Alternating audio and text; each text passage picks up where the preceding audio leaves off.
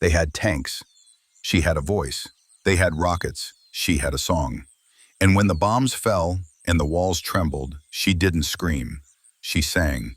You might think a child's voice can't stop a war, but sometimes the smallest sounds echo the loudest.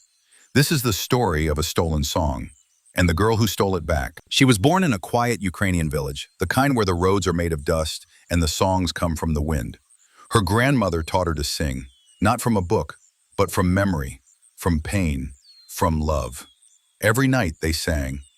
Old Ukrainian folk songs, the kind you don't hear on the radio, the kind that carry centuries in their melody. She didn't know what war was, she only knew music. She thought the world was soft. She thought voices never broke. Then the sirens came. Then the tanks. Then the silence. Not the peaceful kind, the empty kind. Her village was shelled. Her school burned. Her grandmother was gone. All she had left was a small blanket, a cracked phone, and her memory. And even that, they tried to steal. Russian soldiers patrolled their town. They forced people to speak Russian. They burned books. They mocked their traditions. On the radio, Ukrainian songs were banned.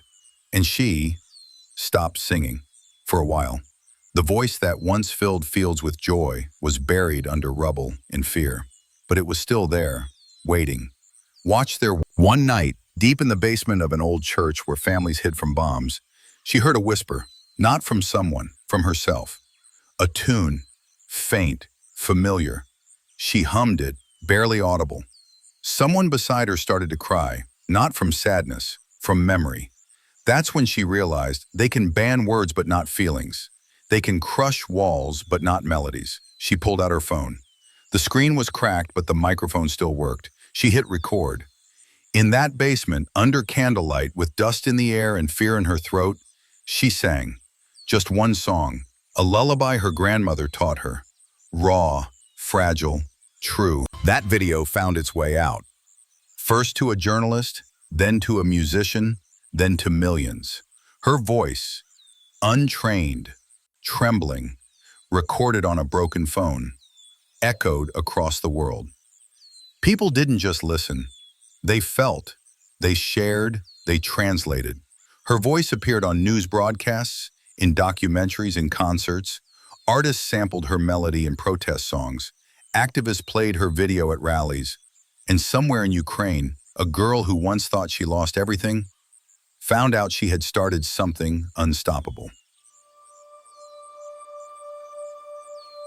She didn't become famous. She became a symbol. Her voice became the thread stitching a torn culture back together. Schools began to teach those same songs again. People who had never heard of Ukrainian folk music before now knew every note. And when soldiers marched, when mothers cried, when the wind blew through ruined cities, her voice was there. Not as noise, but as hope. The kind of hope that sings back to the darkness and says, I'm still here. We are still here. You might think your voice is too small. You might think no one will listen. But let me ask you this. What if she had stayed silent? What if fear had won? Would we know her story? Would we feel her grief, her strength, her fire? Her voice didn't stop missiles, but it did something greater. It reminded the world that culture matters, that memory matters, that even in rubble, beauty grows. So if you're watching this, don't scroll away. Let her song live. Share this video. Leave a comment with the name of a song that shaped your childhood. Subscribe if you believe that even the quietest voices deserve to be heard. Because this isn't just her story, this is ours.